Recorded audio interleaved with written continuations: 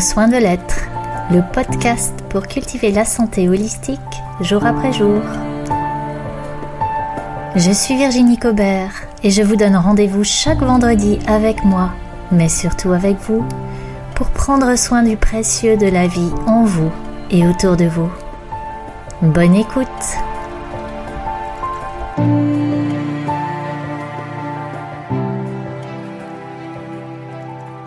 Bonjour à toi qui m'écoutes, merci d'être là. Aujourd'hui, je te propose d'explorer ta relation au temps et de découvrir ou de redécouvrir un épisode que j'ai enregistré il y a un peu plus d'1 an pour prendre soin de l'être, qui te parle de revenir au présent et de vivre l'instant. Je te souhaite une belle écoute.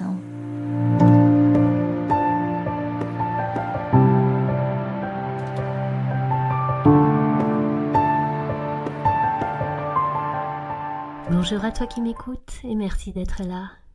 Dans ce nouvel épisode de Prendre soin de l'être, on parle de vivre l'instant.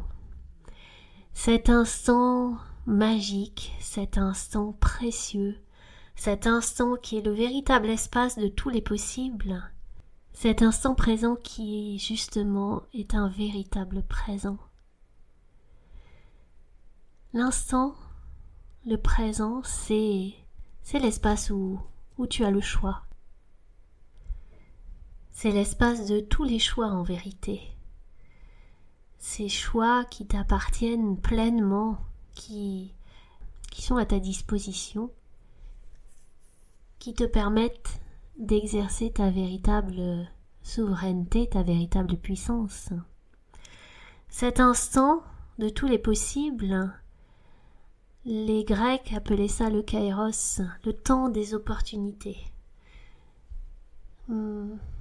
Comment peux-tu le reconnaître? Comment peux-tu te placer dans ton quotidien le plus proche possible de cet instant-là, de cet instant qui est un instant ouvert et dont tu vas pouvoir faire ce que tu choisis d'en faire en vérité. Quel regard vas-tu placer sur les circonstances de cet instant et à partir d'où ton regard va-t-il se porter? Quelle perspective tu vas choisir? Vas-tu choisir de voir les opportunités ou les contraintes? Vas-tu choisir de voir les possibilités plutôt que les limitations? Là est ton véritable pouvoir de choix. Et évidemment que la question des perspectives qu'on a évoquée la semaine dernière dans l'épisode 5 de la saison 4 est éminemment d'actualité. Et aujourd'hui, j'ai envie d'aller un peu plus loin par rapport à cette question du temps, par rapport à la relation qu'on peut avoir avec le temps, par rapport à comment ce temps nous appartient en même temps qu'il nous échappe. Et je crois qu'il est possible, en transformant cette relation au temps et en revenant autant que faire se peut dans cet instant-là, il est possible d'amener vraiment de la fluidité, d'amener de la légèreté, d'amener une autre dynamique dans son quotidien. Alors un premier enjeu, bien sûr, ça va être d'être présent dans cet instant présent, d'être vraiment là.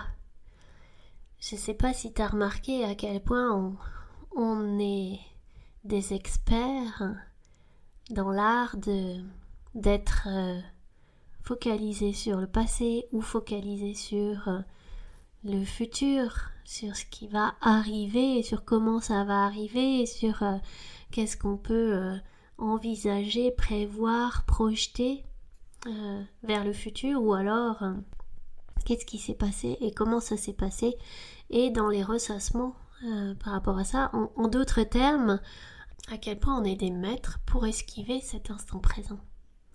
Donc le premier enjeu que je vois là, c'est comment revenir dans cet instant-là, comment s'en saisir.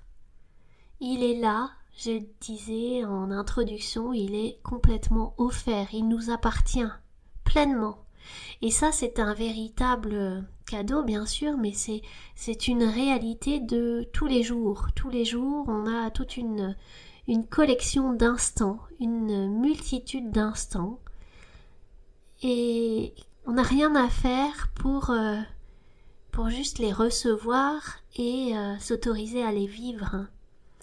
Et qu'on s'en saisisse ou pas de ce temps-là, il va passer.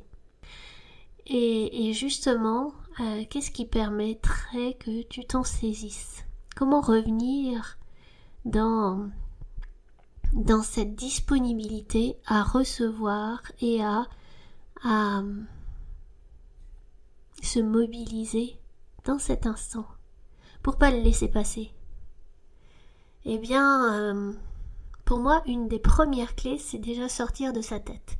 La tête, ce mental, ces pensées tellement puissantes, tellement extraordinaires, elles ont l'art de nous emmener très loin de nous et très loin du présent, très loin dans la conceptualisation, très loin dans l'imaginaire, très loin souvent dans les projections et dans tout un tas de scénarios qu'on se fabrique et qui revisitent le passé et qui préfigurent l'avenir, ou en tout cas qui tentent de l'envisager. Et ce qui est très clair, c'est que tant qu'on est à cet endroit-là dans sa tête, on n'est pas dans le présent.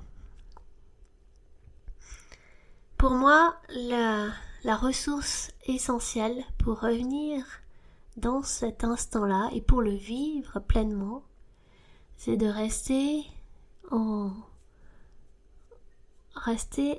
dans son attention au corps, rester dans la connexion à son corps. Parce que le corps, lui, il ne peut être que là, que dans l'instant. Avec ses sensations, plus ou moins agréables, avec ses lourdeurs et ses légèretés, avec ses ouvertures et ses fermetures, avec ses contractions et ses expansions. Le corps, il est tout le temps dans l'instant. Tu vas me dire, revenir dans son corps, c'est presque un défi aussi important, aussi extraordinaire que revenir dans l'instant présent. Alors qu'est-ce qui te permettrait de revenir dans cette attention au corps? Il y a quelque chose qui est toujours là, il y a quelque chose sur quoi tu peux t'appuyer tout le temps, partout, quelles que soient les circonstances, c'est ton souffle. Revenir dans cette attention au souffle, immédiatement ça te ramène ici, dans le présent. Immédiatement ça désamorce tout ce qui peut se passer dans la tête. Alors ça demande plus ou moins de persistance et de détermination selon les circonstances, mais inévitablement la respiration, le souffle te ramène là. Parce que le souffle, c'est ce mouvement aussi d'instant en instant. Ce souffle, il est tellement vivant. C'est pas un métronome avec des inspires et des expires automatiques. Non. Le souffle, il est tout le temps connecté à tout un ensemble de stimuli que ton être capte par tous ses sens physiques, ses sens subtils. Et la respiration, comme c'est une des premières fonctions physiologiques de régulation, eh bien, elle est en permanence en connexion avec ce qui est là pour pouvoir y répondre, pour pouvoir s'adapter. Donc revenir à cette écoute du souffle, c'est revenir là. Si le souffle ça te parle pas, tu peux revenir aussi dans tes pieds. Alors rien de plus radical que de revenir dans ses pieds pour sortir de sa tête. Revenir dans ses pieds, c'est revenir dans la sensation de ses pieds. Est-ce que ses pieds ils sont posés sur la terre? Quel est l'appui dans ses pieds, quelles sont les sensations tactiles, les sensations physiques, de poids, de lourdeur. Revenir dans les sensations dans ses pieds, ça peut être aussi se lever et faire 3 pas pour vraiment percevoir, vraiment sentir, vraiment rentrer dans ce contact avec le sol et dans cet instant qui est là. Quel que soit l'espace de ton corps, de ta matière corporelle, c'est un bon moyen, un moyen très très performant de revenir dans cet instant-là, dans cet instant présent. Et ça prend pas longtemps. C'est vraiment encore une fois juste une question de où est-ce que je place mon attention. Et alors qu'est-ce qui se passe quand tu reviens dans cet instant présent? Eh bien là, tu peux réellement t'en saisir, tu peux réellement choisir ce que tu en fais. Et le choix, il est le plus souvent très vaste, très ouvert. Qu'est-ce que tu en fais? Ça t'appartient complètement. Alors pour vivre l'instant présent, pour vivre cet instant comme une ressource soutenante, une ressource ou une source de fluidité, qu'est-ce que tu aurais envie de choisir à cet endroit-là? Qu'est-ce que tu aurais envie de te donner? Ça peut être la véritable question à se poser dans l'instant. Qu'est-ce qui est précieux? Qu'est-ce qui est important? Qu'est-ce que tu as envie de valoriser? À quoi tu as envie de donner de l'attention? Et qu'est-ce que tu aimerais voir grandir dans cet instant-là? Là est le choix. Et le temps du Kairos, encore une fois, c'est la notion de temps chez les Grecs, elle a plusieurs facettes. On a le temps qu'on connaît bien, le chronos, le temps linéaire, avec une continuité qui va vers l'avant, du matin vers le midi, vers le soir, la nuit, d'un jour après l'autre, d'une année après l'autre, et il y a ce temps linéaire qui avance, avec lequel on peut avoir du mal à relationner ce temps qui peut nous presser de ces échéances, ce temps qui peut nous sembler court, trop court, ou parfois long et trop long, ce temps sur lequel on n'a pas de prise en fait, parce que c'est le temps des horloges, c'est le temps des aiguilles qui avancent indépendamment de nous. Ça, c'est ce que le grec appelait le chronos. Et puis il y a le temps des cycles. Le temps des cycles qui se déploie à toutes les échelles du vivant. Le cycle d'une journée, le cycle de 24 heures avec l'alternance du jour et de la nuit. Le cycle lunaire avec cette alternance qui est plutôt mensuelle.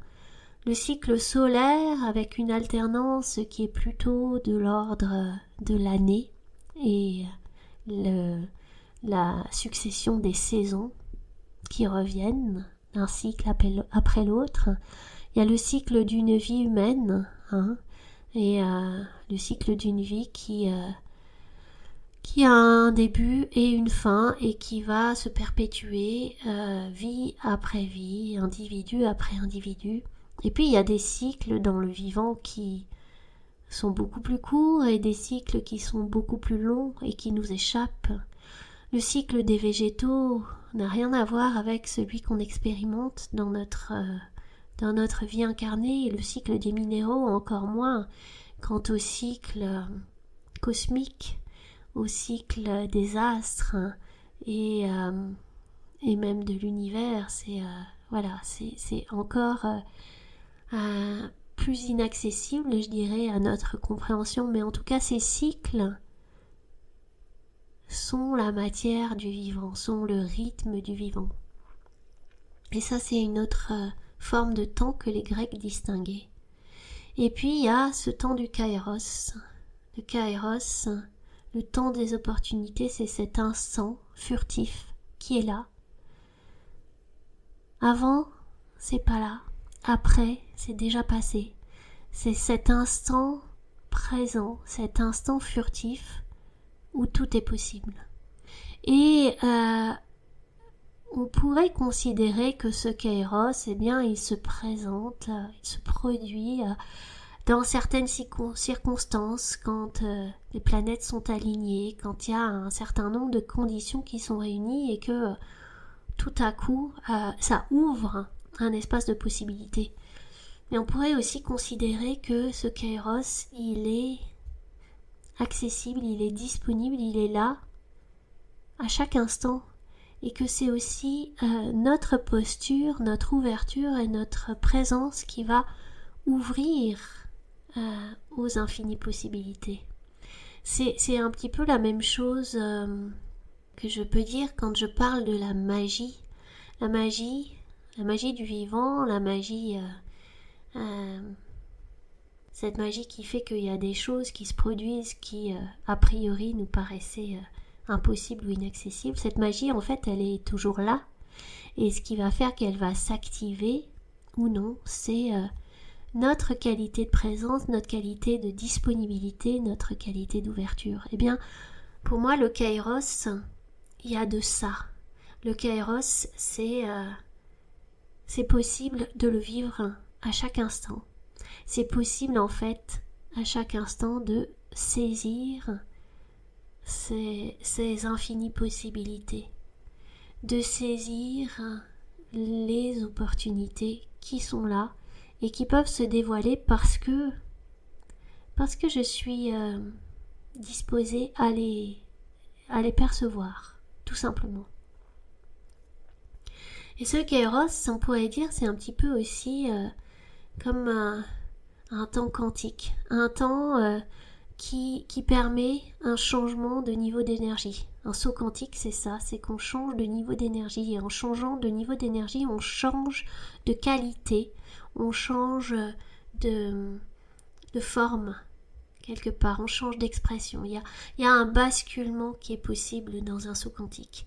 Ce kairos, il permet vraiment ça. Ce kairos, c'est cet instant qui permet de dire oui, il y a un avant et un après. Et dans cet après, plus rien n'est jamais pareil. Il y a eu cette bascule-là. Et en fait, voilà, vivre l'instant, c'est voir que ce kairos, on peut s'en saisir finalement à chaque instant. Il y a cette pensée zen que j'aime particulièrement qui dit que le présent coïncide avec l'éternel. L'éternel, on pourrait dire l'éternel, c'est cet espace de tous les possibles. Et quand je rentre dans cet instant présent, eh bien j'ai accès à tous ces possibles. Ils sont là à portée de main. J'ai plus qu'à choisir. J'ai plus qu'à orienter mon attention, mon énergie, mon élan vers la direction, la forme, la manifestation que j'ai envie de voir apparaître, émerger du tout possible. Et ça, c'est véritablement l'espace de notre pleine puissance, en vrai. Cet instant présent, c'est l'espace de notre pleine puissance. Revenir dans cet instant présence, donc comme je l'évoquais, c'est désamorcer tout ce qui nous écartèle entre le passé et l'avenir.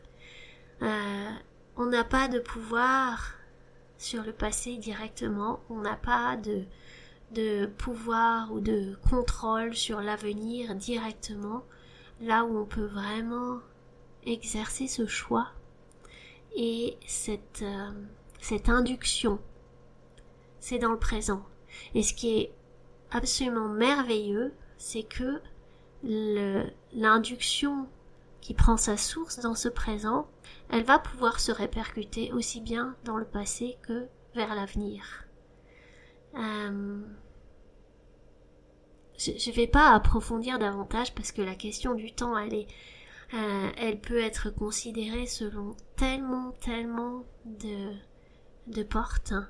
Et elle est à la fois tellement mystérieuse et tellement passionnante et elle ouvre à des champs d'informations, de réflexion et de possibles tellement vastes que voilà, on pourrait y passer peut-être toute une saison de podcast. Et c'est pas l'objet. L'objet là aujourd'hui, c'est vraiment de t'inviter à faire l'expérience de si je reviens dans ce présent-là et que je me saisis du choix qu'il recèle, qu'est-ce qui se passe dans mon quotidien? Qu'est-ce qui se passe dans ma relation au temps globalement? Mon expérience là encore, c'est que revenir dans cette activation du choix que je fais de comment je vis ce présent-là, eh bien ça peut avoir des répercussions sur tout le déroulement du quotidien, sur comment va se dérouler une journée, comment vont être vécues les interactions. Je suis pas là pour te convaincre, je suis pas là pour chercher des justifications, j'ai surtout envie de t'inviter à expérimenter. Expérimenter comment de se saisir de cet instant pour le vivre pleinement. Ça peut amener des changements dans ta vie. Et puis, il y a cette idée aussi dans les questions de vivre l'instant, c'est que d'instant en instant, bien sûr qu'on choisit, et on peut toujours réactualiser ses choix. C'est-à-dire que ça permet une véritable dynamique d'ajustement permanente, qui est la véritable dynamique du vivant. C'est-à-dire que ouais, à un instant donné, je peux faire un choix de m'orienter dans une direction, d'agir d'une certaine manière, de m'engager vers un certain espace. Et puis, si l'instant d'après, je constate que c'est plus ok, ça ne correspond plus, ça ne répond pas, ou ça ne manifeste pas ce que j'ai envie de vivre, eh bien, ouais, je peux à nouveau choisir, et choisir différent. Et là aussi, c'est une grande puissance de l'instant. L'approche d'Access Consciousness nous invite à vivre par incrément de 10 secondes, c'est-à-dire que mon choix, je le fais pour 10 secondes et puis je le réévalue toutes les 10 secondes. Et ça donne une liberté, ça donne une légèreté, ça donne une aisance aussi et une fluidité dans le quotidien qui va vraiment avec cette idée de surfer sa vie.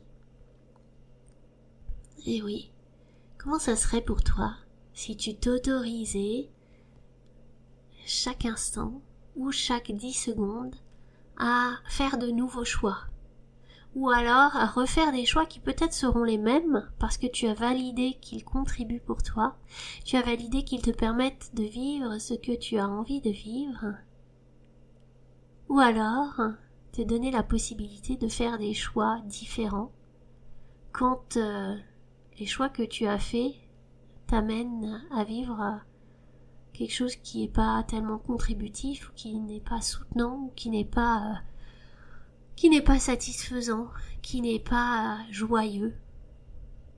Et c'est tout en fait. Ouais, c'est juste ça. Comment ça serait si tu t'autorisais cette liberté-là? Comment ça serait de réévaluer tes choix instant après instant? Comment ça serait si tu t'autorisais à respecter ton mouvement intérieur, à respecter cette vie qui te traverse et comme une rivière qui coule qui n'est jamais la même, en permanente recréation. La magie de l'instant, c'est ça aussi, c'est d'être renouvelé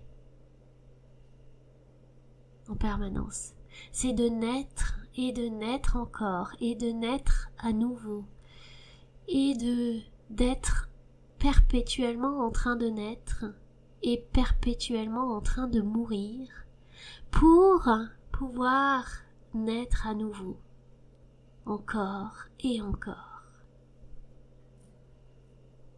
Si tu regardes bien, c'est toute la vie qui est là, dans ce mouvement de l'instant.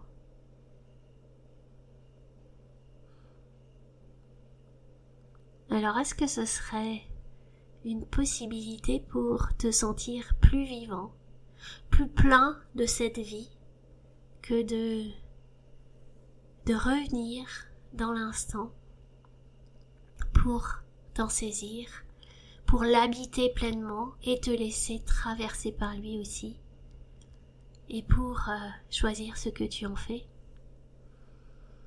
Je t'invite à témoigner, je t'invite à partager, je t'invite à contribuer par ton expérience par rapport à cette question-là de vivre l'instant, de vivre au présent.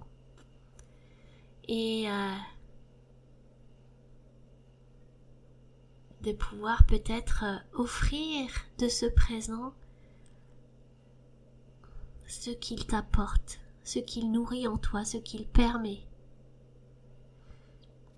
Eh bien, sur ce, dans l'espérance et dans la joie de découvrir tes partages, tes témoignages, tes commentaires sur cet épisode, je te souhaite une belle semaine de danse avec l'instant, une belle semaine de saisissement du présent, et je te dis à bientôt pour un nouvel épisode.